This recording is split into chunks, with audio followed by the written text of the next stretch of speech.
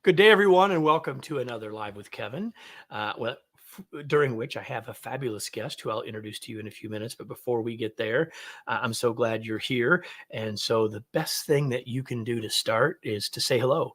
And now you can't say hello to me because you're not in the same room as me, but you can type it.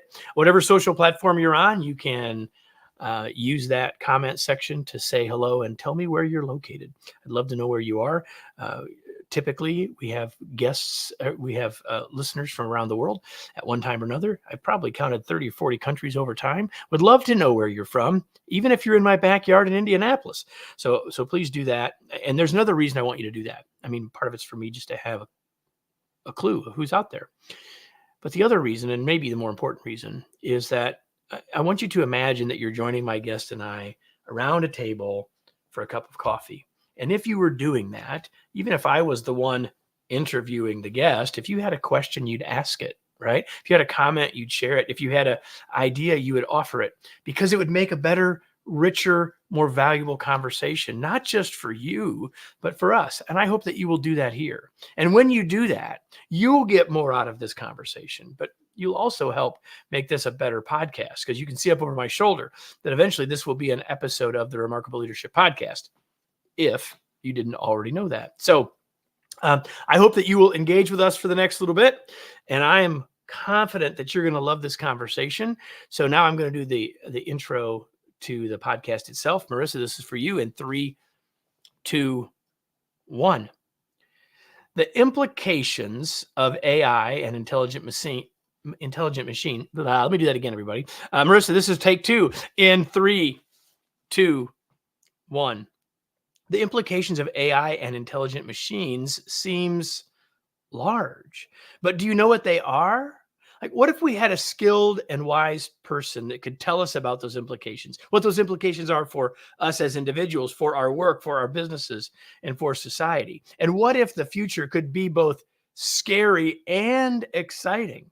Today, we're talking with that expert, and I promise you new insights, ideas, and a new perspective on the future, gained in part by looking to the past. Welcome to today's episode of the Remarkable Leadership Podcast, where we are helping leaders grow personally and professionally to lead more effectively and make a bigger difference for their teams, organizations, and the world. If you are listening to this podcast, you could join us in the future for live episodes on your favorite social media platform. To find out when they're taking place and how you can join us, you can join our Facebook group or our LinkedIn group, although we're also on other platforms live. You can go to either remarkablepodcast.com/Facebook or remarkablepodcast.com/LinkedIn to do that. Today's episode is brought to you by my upcoming book, Flexible Leadership, Navigating Uncertainty and Leading with Confidence. This book gives you a new perspective and skill set to lead in the challenging times we face in a more effective, flexible, and confident way. Pre-ordering your book today guarantees you the best possible price and that you'll be an early adopter of the groundbreaking ideas that I'm going to share. You can learn more and pre-order your copy now by going to remarkablepodcast.com/flexible. And on that note, it's time to bring in my guest. Let me do that now. I push the magic button, and with us is my guest, Matt Beane. Let me introduce him to you. Dr. Matt Beane does field research on work involving robots and AI to uncover systematic positive exceptions that we can use across the broader world of work. His award-winning research has been published in top management journals such as Administrative Science Quarterly and the Harvard Business Review, and he has spoken on the TED stage. He's also taken a 2-year hiatus from his PhD to help found Humatics, a full-stack Internet of Things startup. In 2012, he was selected as a human-robot interaction pioneer, and in 2021 was named to the Thinkers 50 radar list. He is an assistant professor in the Technology Management Department at the University of California, Santa Barbara, and is a digital fellow with Stanford's Digital Economy Lab and MIT's Initiative on the Digital Economy. And he's here today, not because of all those things necessarily, but because he's written this wonderful new book called The Skill Code, How to Save Human Ability in an Age of Intelligent Machines. It's a long title. It's got a big promise.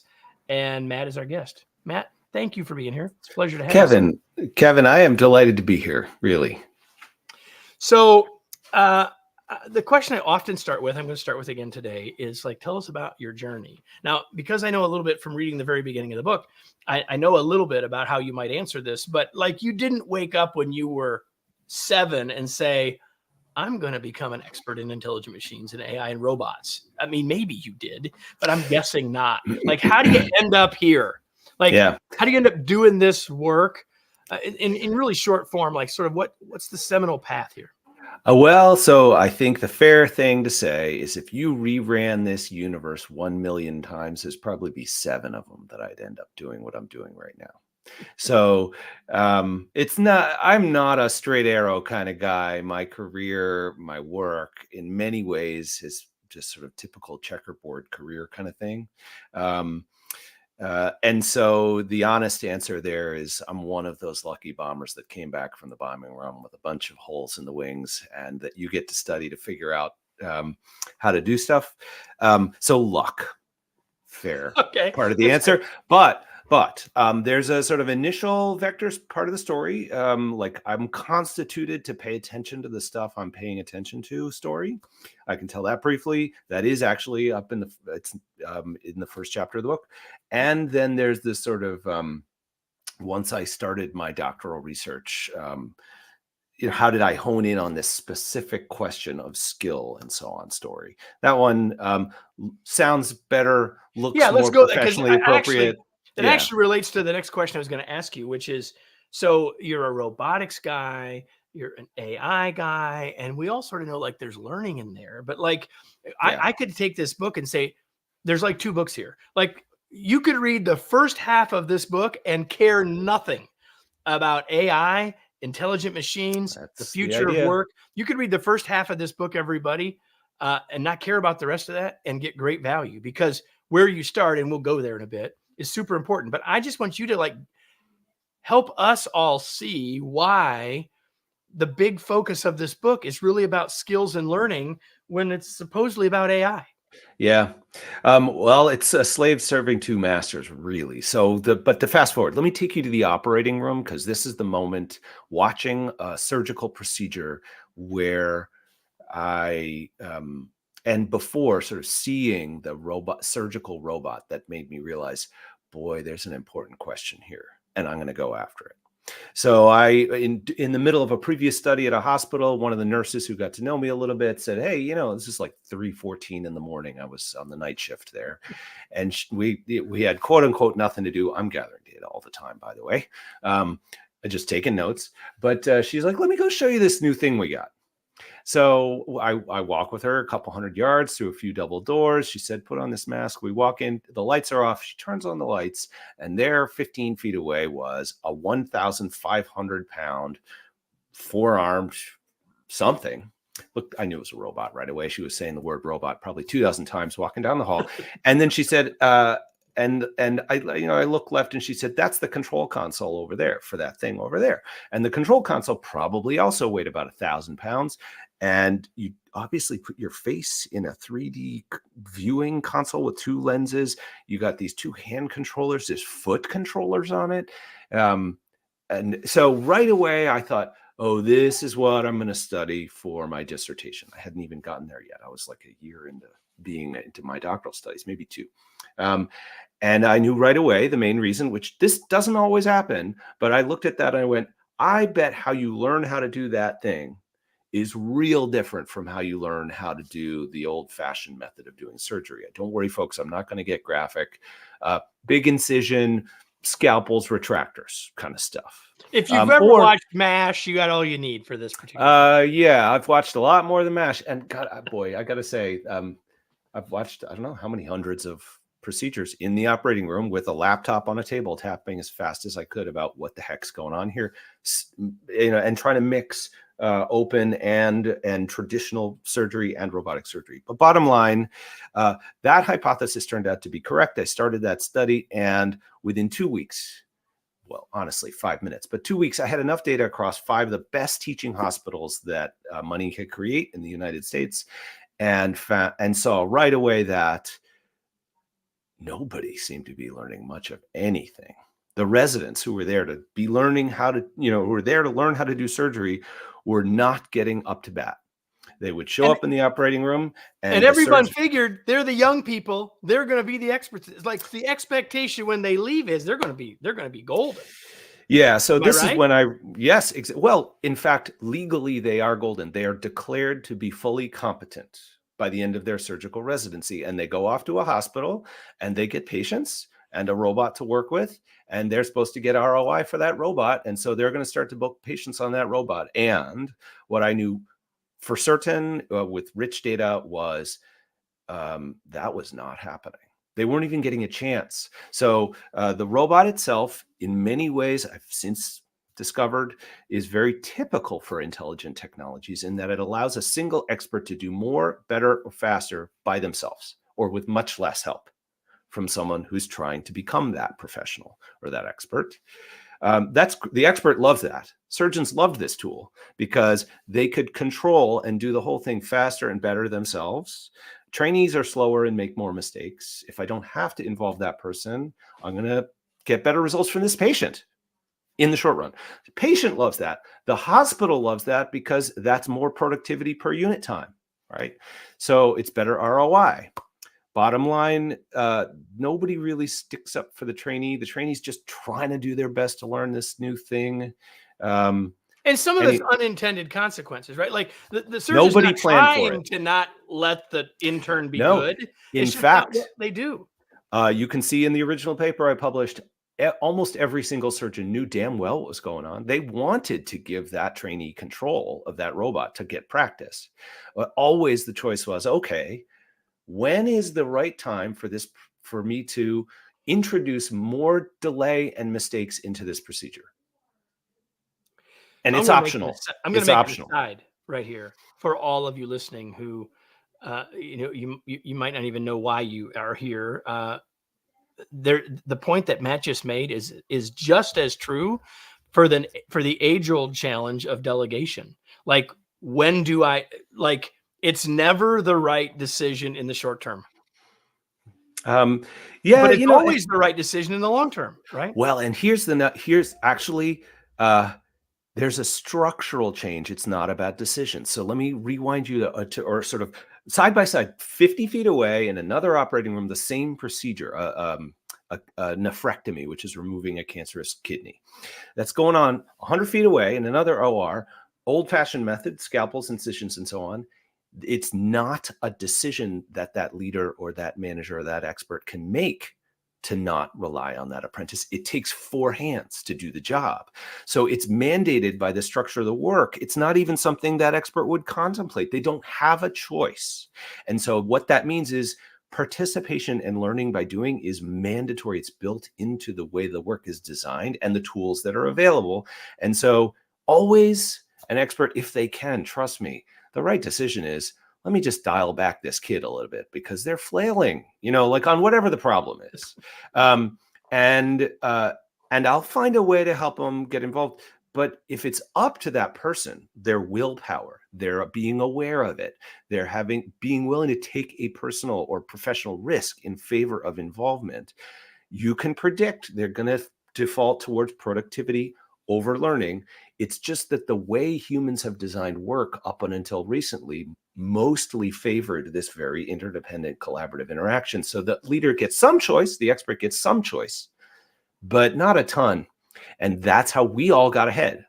You get this involvement. You've got to help out around the edges. You get a shot to prove your worth and then earn more and more and more and so on. That was just busted in robotic surgery. So that's the answer to the, how in the heck did I get interested in this? That blew my hair back because I realized, what is going to happen to the surgical profession? What if somebody comes in here in 8 years and is counting life-saving results from a surgeon who was trained this way? I didn't want to know the answer to that question. And so that's ignited everything I've done more or less since.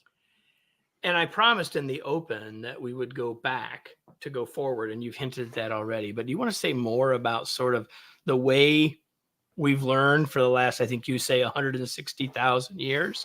Like, talk a little bit more about the novice expert model, and then let's move that forward. Like, that's what you're telling us is now missing, or is being short-circuited by what the Yep. example you just shared. So talk a little bit more about that, and then I want to get to the 3 C's. So I'll let you do Sure. whatever you want to do before we get to the 3 C's. You got it. And I'll just say I had to leave so much interesting stuff on the cutting room floor on this one in the book. So I spent a months looking at the archaeology of apprenticeship. That's a field. And there are people who go out and try to gather primary data like pottery shards or old tools or remnants of workshop designs and so on. Say in ancient Greece is a common target, to not just study society back then, but like literally how craft production back then, everything from textiles to pottery to sculpting and so on, how did it get done? And also, how did it spread? Part of it, the way that it spread, is people wanted more of it. Well, you can't do that until you grow more potters or sculptors. How do you do that? Then there's the subfield of folks, right? Following my nose there led me back literally 160,000 years to the production of the first stored energy weapon in our history, which is the bow. And there's archaeological evidence around the production. And now the bow is an ephemeral object. That's all going to decay, right? So there's no bow that's cast in stone. But we have evidence of all of the tools that were required to produce all the components for a bow. There are dozens of actions, components, refinements of raw materials. You can look at a branch diagram of all of those things and how they get blended into a single object that can reliably shoot an arrow at high velocity, etc. That involves many kinds of expertise, and it involves people fetching stuff for that expert to synthesize into a final component. That one expert, we have definitive evidence there. Their job is to make that string or to fletch the arrow. They're doing the fine-tuned, really skilled work at the core of the most difficult part of producing that thing. They had to have helpers. Humans organized collectively. And what you have evidence there of like folks going to get stone tools and leaving them in piles, or flint, sort of sharp rocks that were used to whittle down wood in piles for that person then to do their next job. And so what we know, though, is that that expert, if you only have one of them and they pass away, then you can't keep building bows. You've got to build more of them. All of that sums up to not immediate direct observational evidence, but real strong evidence that right around when humans invented language, we invented this system of getting more done than one person could do alone by collaborating across expertise levels. That's the key part. And the person who is a novice helps out a little bit around the edges, gets to know more, gets a shot at doing more that's closer to the hardest part of the work, so to speak, and they can move in towards the middle, and eventually they've got somebody looking over their shoulder. It's hard to argue that that's not the source of humans' competitive advantage in the environment, this novice expert engine. And you say that in order for us to create learning, and this model is certainly a big part of that, is that there are 3 C's that we have to take into account, and they form a significant part of the book and really the foundation for the rest. The 3 C's. So tell us about the 3 C's real quick. The 3 C's are the skill code. So you see skill code on the cover? That's the 3 C's. And it's challenge, complexity, and connection. And you can think of these as like the letters in DNA for life. These are the DNA letters for skill development. And so this is looking across my own research, but more than 13 scientific disciplines that study how humans build capability, everything from kinesiology to psychology to cultural anthropology, you name it. And so to quickly summarize, challenge is work near the edge of your capability. Complexity is engage with the broader picture, not just the focal thing you're trying to get good at. And the third thing is connection, which is bonds of trust and respect. Those are all the research that I am familiar with. And trust me, I have the last 2.5, 3 years, my professional job was to make sure that I looked at, turned over every research stone. are all singing off the same sheet of music. The sequence of how those things get added up to skill, the specific process through which you build your skill can vary, but the base ingredients, challenge, complexity, and connection, are uniform. We need healthy challenge, complexity, and connection to be optimal in how we build our skill. That's what I learned by watching so much of work. So we're going to take that to sort of where does that take us with AI and robots and all that stuff in a second. But as I was reading that, as a person who's written 3 books that have the phrase long distance in them, right? The long distance leader, the long distance teammate, the long distance team, it got me thinking, especially about both complexity and connection, about how when we're now doing our work at distance, how those two things can be challenged. I mean, I think there are some solutions, but I'm curious from your perspective, because you've observed all sorts of work, not just surgeries. Like, what is your thought or take about how those two are impacted by remote or work at a distance? Right. So the first thing to say, and especially given your work, that we should readily acknowledge is there is always a reasonable and healthy way to make things better than they were before, given technological change. So remote work is not by default and necessarily antithetical to the skill code. I know organizations that were born digital, have never had a headquarters. Yeah, sure, they get together for retreats. You can watch them very carefully to figure out, okay, if you don't actually show up to work every day and never will, what do you need to do to keep these 3 things healthy? That's an interesting question. And they're doing it, right? So anyway, that being said, generally speaking, the research is pretty clear, and we've gotten a lot of it because of COVID, because of the pandemic. We had all these questions about, all right, everybody's working remote now, what? So what? And there aren't too many folks who have focused on skills specifically, but they focus on things like career advancement, or you're getting your next opportunity at work, right? Which is more than skill, by the way. And we definitely have a whole more conversation about that. Exactly right. However, I can't tell you the volume of inbound email and Twitter traffic I get from folks saying, I just read some of your stuff, and I have a 24-year-old kid at work. There are mentors walking around the hall, but they can't get one to save their life. Everybody's working from home, not available, focused on their own thing, and my son or daughter is just struggling to get ahead and build skill, right? So if you, without thought, implement these technologies and go for the immediate saccharine hit of getting that productivity that you can get by going remote, everybody can work in their PJs without thinking about the health of challenge, complexity, and connection. Right.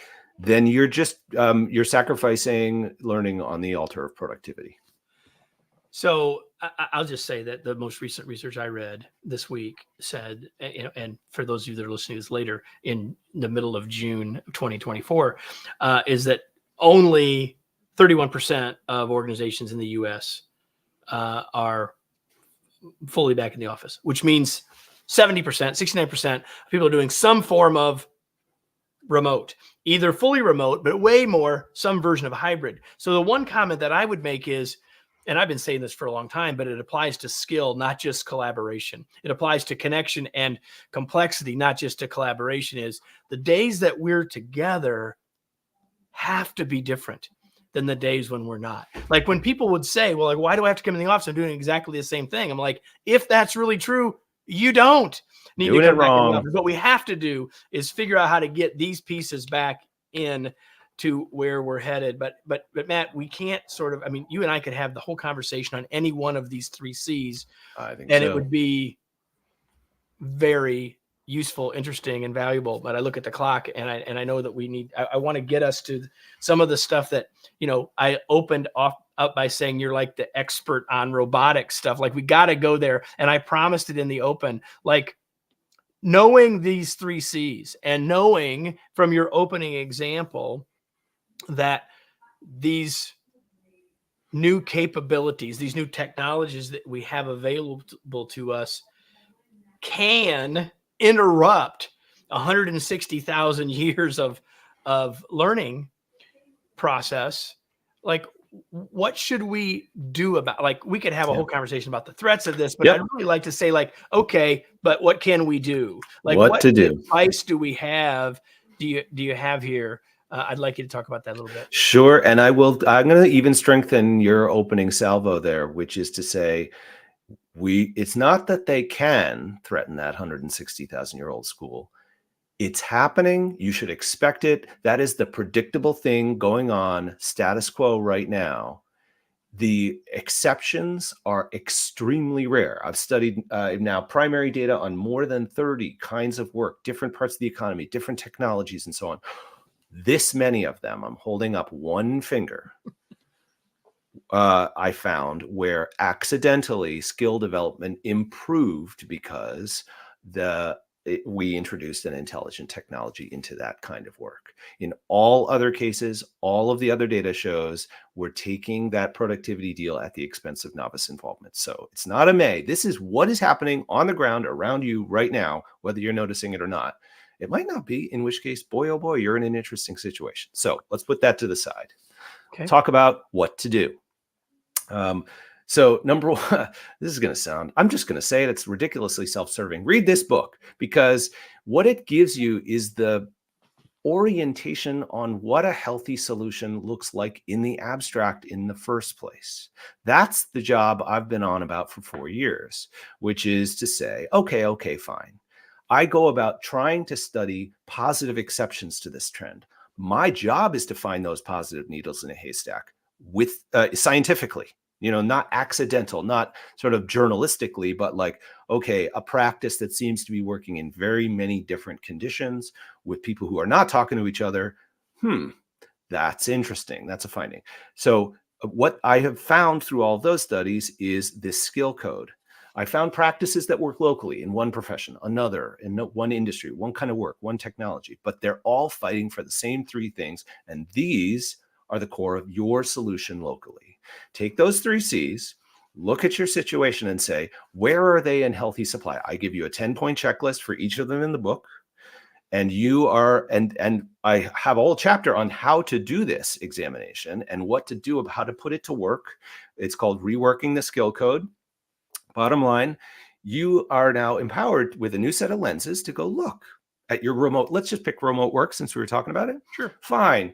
Everybody's gone remote to some way in some degree, and everybody intuitively recognizes that being in person is valuable.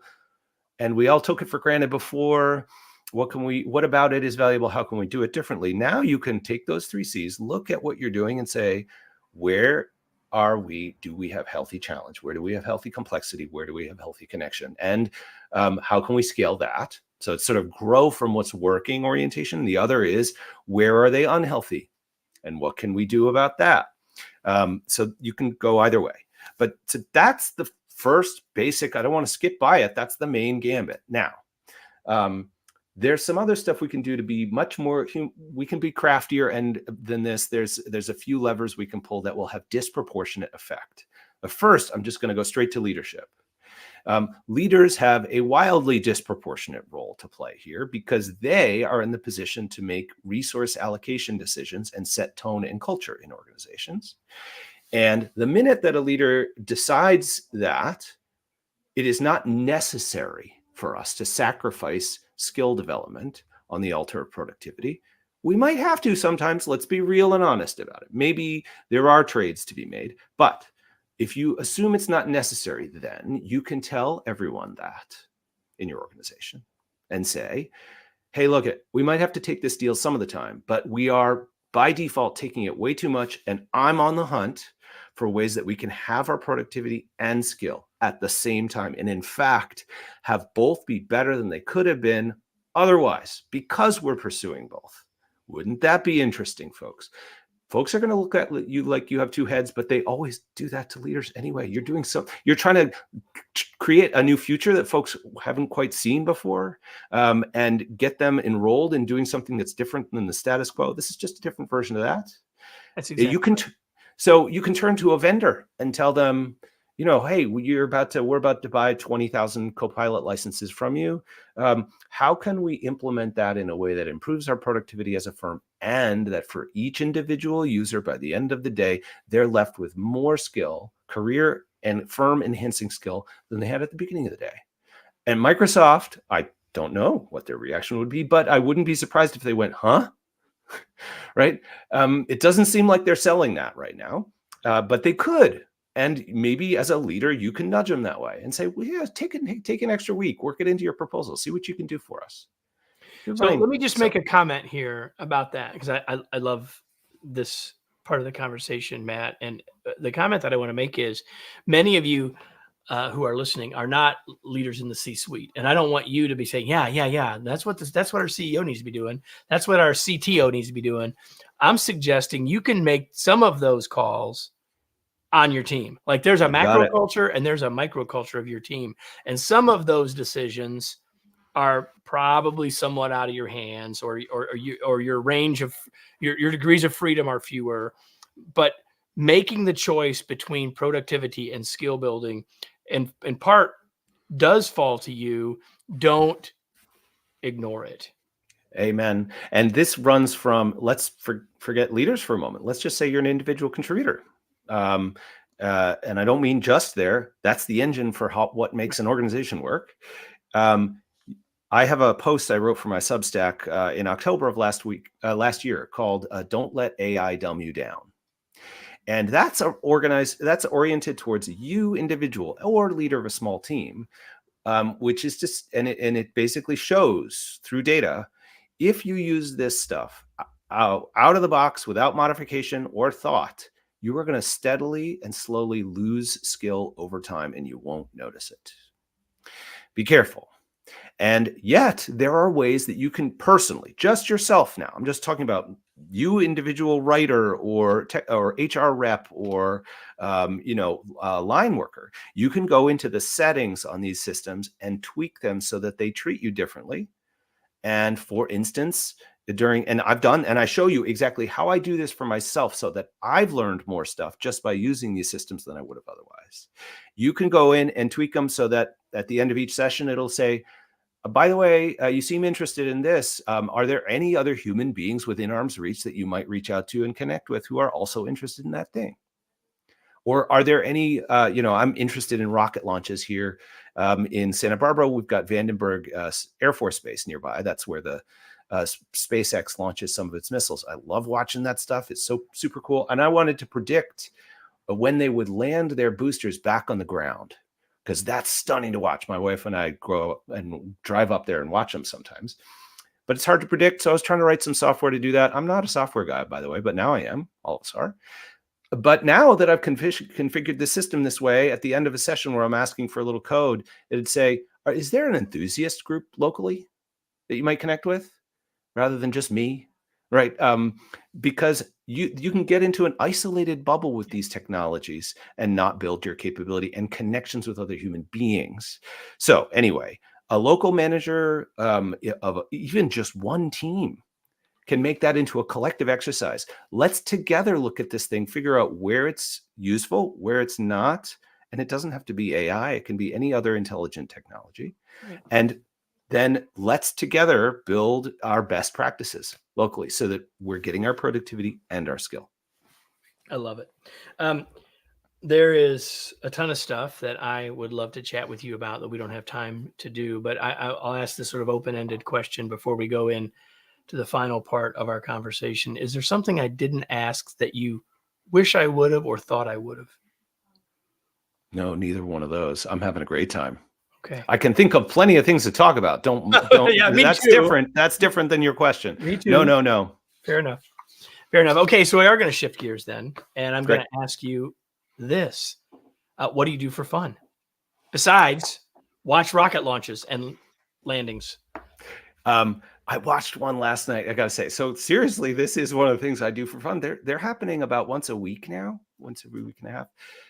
Last night, it was about 8:30, 8:20 p.m. and the moon had just risen and the sun had just gone down. And so the light was reflecting through the vapor and the exhaust plume of the rocket as it went up in rainbow colors, if you can believe it. And I got to watch that booster turn around in the sky and nose itself back down near the Baja Peninsula to land on a boat. I mean, to me, I just anything to do with technology, science fiction. So another thing for fun, I am always constantly reading for fun, and I don't read anything but science fiction for fun at all. So what is something that you have recently read that people might want to know about? Okay, so on that front, I'm currently reading a book called Accelerando by a guy named Charles Stross. It's a third book in a trilogy. And so I can't mention that book. I'm not going to say anything bad or good about it. I'll say it's perfectly good. It's about a world where, in fact, we did invent runaway AGI. It became, the singularity occurred, and it just basically took off and said, don't follow me. Leave me alone, kids. Have fun. Don't go trying to invent anything like me ever again. And if you do, big time bad things are going to happen to you. And then it just disappeared. And humans are left going, wait a minute, what? And that you have a sort of society that's conditioned that way. It's interesting to think about.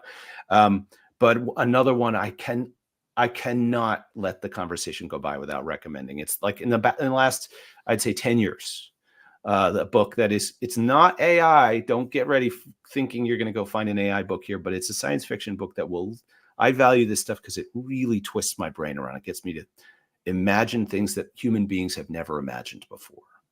And this book is called There Is No Anti-Memetics Division. And it's by an anonymous author, QNTM is their name. You can even read this book free online.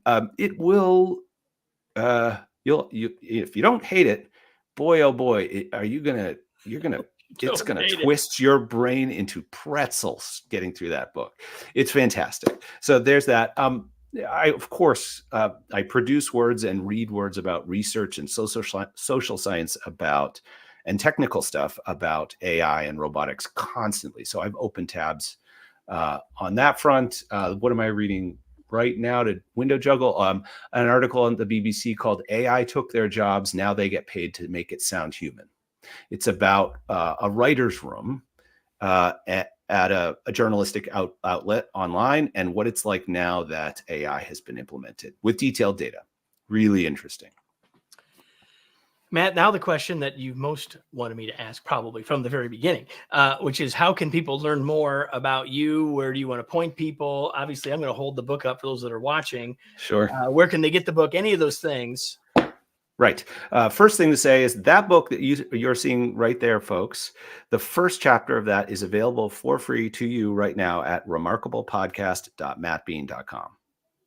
Right there. Remarkablepodcast.mattbeane.com. We'll put that, of course, all the other links, everything on the show notes for those of you later, but go ahead.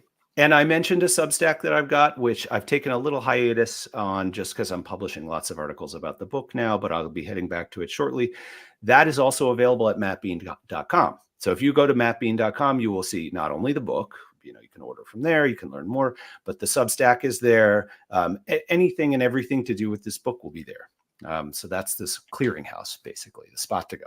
I don't know, probably 7% of my cognitive life is on Twitter. Or X, whatever you want to call it. So if you want to hear my mental exhaust every day and see who I'm following and where I'm sort of, Twitter genuinely is a part of where I get critical learning and insights across a variety of technical domains, social domains. That's another place you can go. At Matt Beane. That's 2 T's and an E at the end. So before we go, and before I thank Matt and all those things, the question that I always ask you, and I'm going to ask it again today, and that is, now what? What are you going to take from today? Not just intellectually, but from an action perspective. What are you going to do with what you got today? Hopefully you're going to go get a copy of the skill code and read it. But beyond that, like what insight do you take from this? Maybe one of those 3 C's really connected for you, and you said, hey, that is an important part of how I learn, or that's what's missing for me right now. And if that's what you were feeling or thinking as we were walking through that, then you need to take some action to change that. Or maybe something that Matt said that challenged you as a leader or an individual contributor about what you can do right now is the thing that you need to take action on. All I can tell you is whatever that is that if you don't take action, you'll get far less value out of the investment of time you've just made than if you do. Matt, thank you so much for being here. It was such a pleasure. I was looking forward to this, and it didn't disappoint. I cannot agree with you more. No, I've been looking forward to it for a while. Really been a delight.